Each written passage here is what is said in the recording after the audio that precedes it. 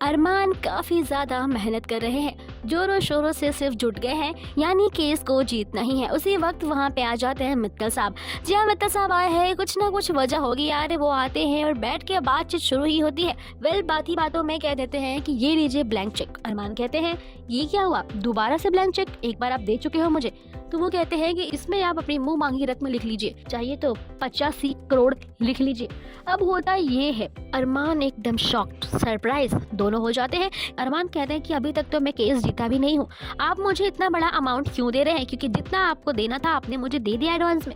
अब वो कहते हैं कि अरमान मैं जानता हूँ, लेकिन आप ले लो। अरमान कहते हैं कि मैं जब तक केस नहीं जीतूंगा इस चेक पे मेरा कोई हक नहीं होगा। मित्तल साहब अपनी बात ये शुरू करते हैं, कह देते हैं कि आप मेरी बात समझिए, आपके लिए फर्म जितना इम्पोर्टेंट है उतना ही मेरी बेटी मेरे लिए। आप इतने अमाउंट के बाद अपना फर्म अपने नाम कर लेंगे, लेकिन होगा क्या? फर्म अपने नाम करने के बावजूद आपको प्रॉब्लम्स होंगी, क्योंकि एम्प्लॉयज नहीं होंगे। उन्हें वापस लाने के लिए और माहौल क्रिएट करने के लिए और कंपनी को यानी फर्म को जीरो से फिर से स्टार्ट करने के लिए बहुत प्रॉब्लम्स होंगी। मेरे पास एक राय है कि वो फर्म मैं खरीद लेता हूँ।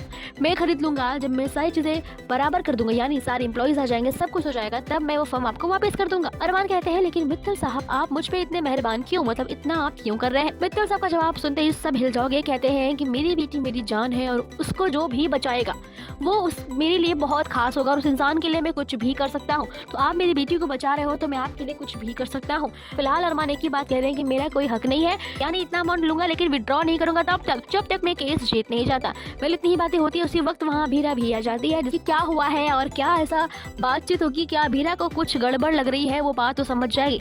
जानने के लिए हमारे साथ जुड़े रहिए, अपकमिंग अपडेट्स आप तक पहुँचती रहेंगी, तो सब्सक्राइब करना ना भूलिएगा। बॉलीवुड एक्शन।